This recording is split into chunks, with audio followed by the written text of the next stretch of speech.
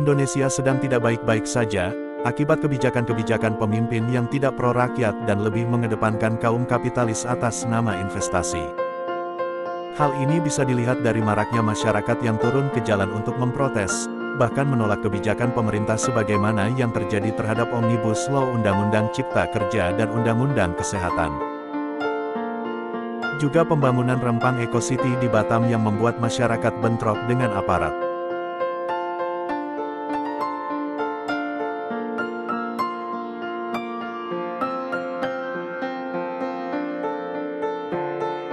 Di sisi lain, harga kebutuhan pokok terkesan tak mampu dikendalikan, harga BBM dinaikkan berulang kali, dan korupsi semakin marak. Tak hanya itu, penegakan hukum pun tajam ke bawah tapi tumpul ke atas. Berangkat dari keprihatinan itu, pada Senin tanggal 11 September tahun 2023, Forum Negarawan menyelenggarakan dialog forum kebangsaan bertajuk Merajut Persatuan dan Kesatuan Bangsa melalui berpikir, bersuara dan bertindak jujur, terbuka dan adil sebagai negarawan di Aula Universitas 17 Agustus 1945, Jakarta Utara. Ada 8 negarawan yang menyampaikan pidato tentang pandangannya dalam melihat kondisi nasional saat ini. Salah satunya adalah inisiator Forum Negarawan, Sri Eko Sriyanto Galgendu. Apa yang diarahkan dan dipaparkan oleh Profesor Sri Edi Wasono, kita sudah mendengarkan apa yang diutarakan dan dipaparkan oleh Dr. Tifa, terus kemudian Pak Komjen dan Bapak Rempo, kemudian Bu Siti Fadila Safari, Bapak Rektor, Mas Setio, dan lain sebagainya. Ada sesuatu hal yang pastinya dari berbagai permasalahan-permasalahan yang ada pokok atau dasar yang mesti harus kemudian ditempatkan kembali, diberikan kembali, bahkan diisikan kembali bagi bangsa ini dan setiap rakyat dan pribadi-pribadi yang ada pada bangsa dan negara. Tetapi marilah kita mulai dulu, karena kita sekarang bersama-sama di Universitas 17 Agustus 1945 Jakarta, maka hal ini mengingatkan saya pada angka 17 yang berarti satu tujuan daripada proklamasi kemerdekaan bangsa Indonesia. Bagi kita bersama, proklamasi adalah sejarah bangsa kita. Tetapi bagi seorang negarawan, bagi seorang kesatria, bagi para pemimpin-pemimpin bangsa, menempatkan kata sejarah itu berbeda dengan banyak yang dipahami oleh yang lain. Sejarah bagi bahasa orang umum diartikan peristiwa di masa lalu. Tetapi sejarah bagi kami adalah satu ikatan, satu kesepakatan. Jadi kalau kita berbicara tentang proklamasi kemerdekaan Indonesia, maka kita bicara tentang satu ikatan, satu kesepakatan yang memiliki arah, tujuan dan cita-cita dari proklamasi kemerdekaan bangsa kita. Dan proklamasi kemerdekaan adalah jiran, baju kehormatan, harga diri, serta martabat. Dan di situ ada kata irah, artinya adalah mesti harus kemudian ditinggikan, diletakkan di atas kepala, karena itulah martabat dan kehormatan dari bangsa, darah turunan yang memproklamasikan kemerdekaan tersebut. Jadi bagi seorang negarawan, bagi seorang pejuang, bagi seorang pemimpin bangsa, dia akan menempatkan sejarah proklamasi kemerdekaannya sebagai suatu ikatan, sebagai suatu kesepakatan, sebagai suatu arah, tujuan, cita-cita, dan itu adalah baju kehormatan, itu adalah kewibawaan, itu adalah martabat, itu adalah hal yang harus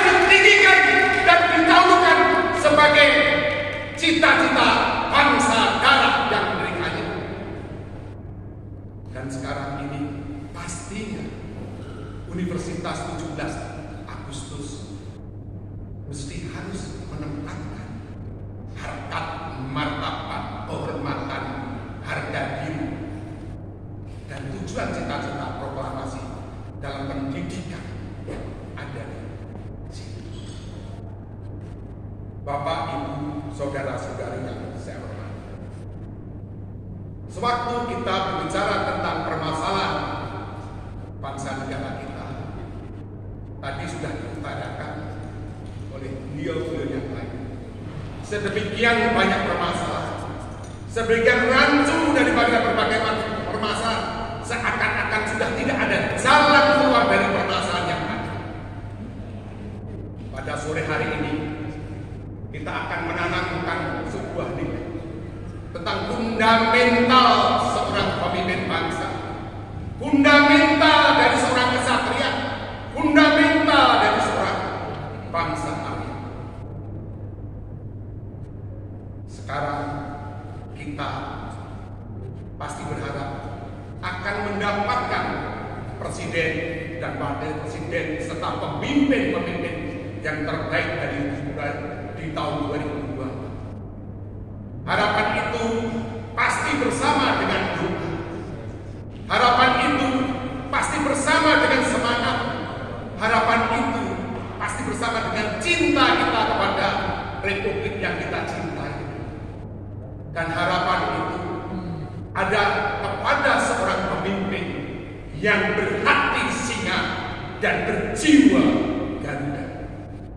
Pemimpin yang berhati singa, dia memiliki suatu karakter yang kuat.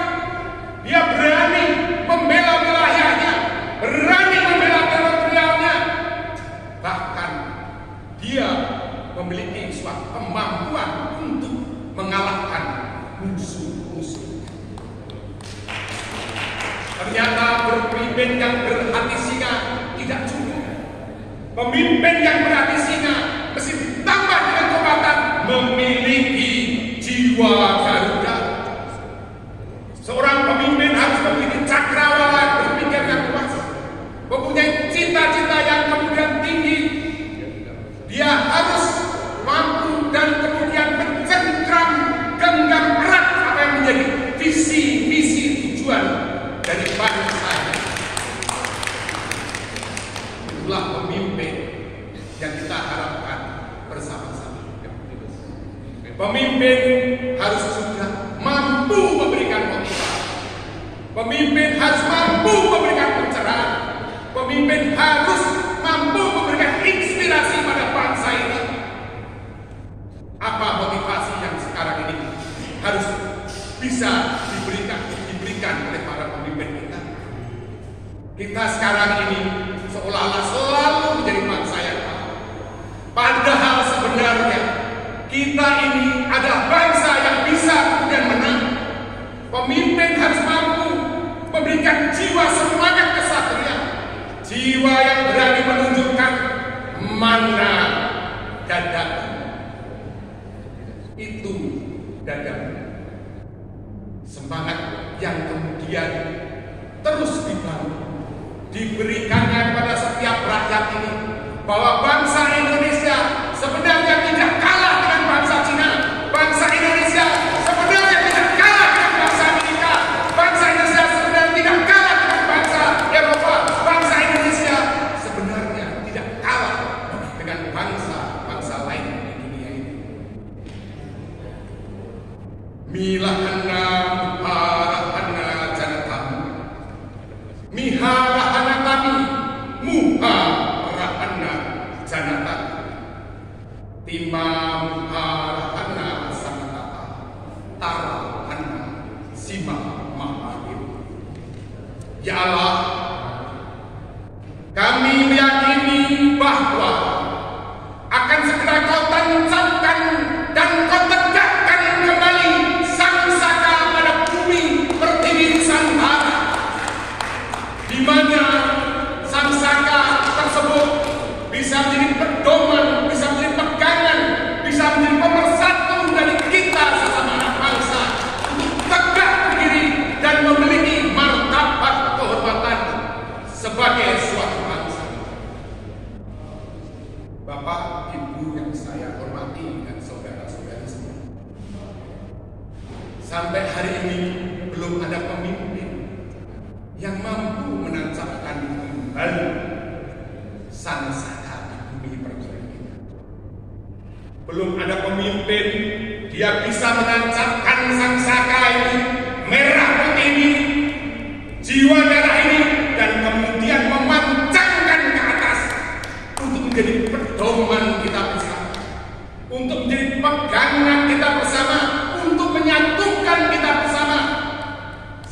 sehingga siapapun yang sebenar-benarnya menjadi pemimpin, ketika dia mampu menancapkan yang namanya tongkat kekuatan komando dan sangsaka ini, maka pemimpin tersebut mengatakan kebenaran.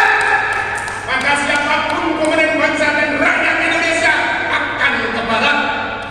Dan ketika pemimpin tersebut mengatakan ke timur, maka siapapun komandan bangsa dan rakyat Indonesia pasti kemudian ke timur. Dan ini permasalahan utama pada bangsa negara kita. Belum ada pemersatu daripada semua komponen bangsa. Itulah tadi yang disebut oleh Romo Sri Edi Suarsono sebagai hasta berata. Pemimpin harus memiliki 8 kekuatan daripada alam. Bapak, Ibu yang saya hormati, kita sekarang ini sebenarnya bukan hanya sebagai bangsa yang memiliki kekayaan alam yang luar biasa, tetapi sebenarnya kita ini adalah bangsa negara yang sudah dianugerahi oleh Tuhan dan dipilih oleh Tuhan untuk memiliki kelebihan dari bangsa-bangsa lain di dunia. Saya bisa membayangkan ketika kita sebagai suatu bangsa meyakini bahwa kita adalah bangsa yang dipilih oleh Tuhan, bangsa yang kemudian dijanjikan Tuhan, bangsa yang sudah jelas mendapatkan anugerah tanah lebih dari bangsa-bangsa lain, seharusnya bangga dan merasa terhormat di hadapan bangsa-bangsa lain di dunia, bukan kemudian menunduk ke arah sebelum perang. Itulah yang menjadikan segala permasalahan ini ada, menunduk dan sudah merasa kuat. Saya merasa malu sebenarnya kemarin ketika diberi pemahaman oleh Romo Sri Edi tentang seekor singa. Hal yang saya tangkap dari beliau memberikan nasihat kepada saya, Mas Eko, kami ini singa, kami tidak mungkin dipimpin oleh seekor domba. Maka tidak ada cara lain bahwa kita ini, generasi muda ini, sekarang ini harus kembali menjadi bangsa Arya, harus kembali menjadi kesatria. Untuk itu kalian harus berhati singa, berjiwa Garuda. Tidak ada cara lain. Kita harus memberikan keyakinan fondasi kebangsaan kita lebih mendalam lagi. Kalau ada langit yang tujuh, kita gali bumi di sang tujuh. Kita bukan hanya bangsa yang dipilih Tuhan, tetapi kita ini adalah bangsa yang kuat. Dunia ini berebut siapa yang menjadi bangsa yang kuat. Bangsa kita ini adalah bangsa yang lama, bangsa yang kuat. Kalau kemudian ditempatkan sel telur di setiap tanah air, di setiap bangsa-bangsa di dunia ini, mana sel telur yang paling cepat kemudian menetas? Sel telur yang paling cepat menetas adalah sel telur yang ada di bumi pertiwi bangsa Indonesia. Dan itu sebuah analogi yang jelas bahwa kemungkinan besar manusia pertama lahir di Indonesia. Itu harus menjadi suatu keyakinan. Karena sebagai bangsa yang kuat, dan kalau kita memiliki keyakinan itu semua, kita bisa menjadi bangsa yang menjadi pelindung, bangsa yang bisa merukunkan bangsa-bangsa lain di dunia, bangsa yang kemudian menjadikan Mataram sebagai peneduh di antara permasalahan-permasalahan yang sekarang ini ada di dunia ini. Terakhir, kita sebenarnya adalah bangsa Arya. Bangsa Arya adalah bangsa kesatria agung. Ini bisa terbukti. Pemimpin-pemimpin di sekitar wilayah Asia Tenggara ini, sebagian dari mereka meyakini mereka berasal dan merupakan keturunan bangsa Indonesia. Bangsa pemimpin itu tidak banyak di dunia ini. Orang Jerman menjadi pemimpin di Jerman, orang Inggris menjadi pemimpin di Inggris, orang Cina menjadi pemimpin di Cina. Tetapi orang Indonesia bisa menjadi pemimpin-pemimpin keturunannya di negara lain. Ini luar biasa. Ada sebuah pasal sebagai berikut. Rahana cima rahana al anatamu tima rahana miha rahana sanatamu muha rahana tima anatamu. Ya Allah,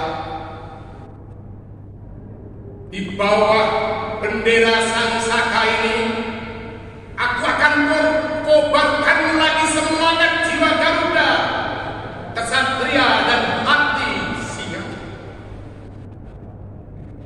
Akan kemudian kita langkahkan lagi semangat cita-cita sebagai suatu bangsa yang besar, dan kemudian berani melangkah seluas-luas dan setinggi-tingginya.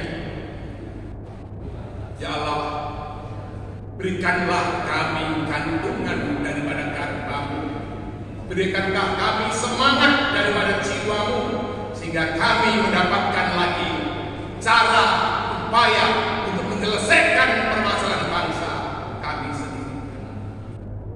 Dari bahasa bumi tadi terlihat bahwa setiap bangsa di dunia ini sebenarnya sudah memiliki cara untuk menyelesaikan permasalahan bangsa.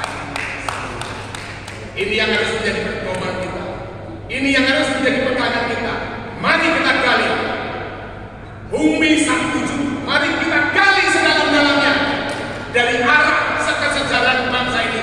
Maka kita akan mendapatkan kekuatan bumi pertiwi. Kita akan mendapatkan kembali kekuatan dari tanah tempat darah. Kita akan kembali mendapatkan kekuatan dari bumi yang terpilih, bumi Nusantara. Terima kasih. Wassalamualaikum warahmatullahi wabarakatuh. Salam damai sejahtera bagi kita semua. Rahayu, rahayu, rahayu. Saku, aku, dumadi, bangsa Nuswantara.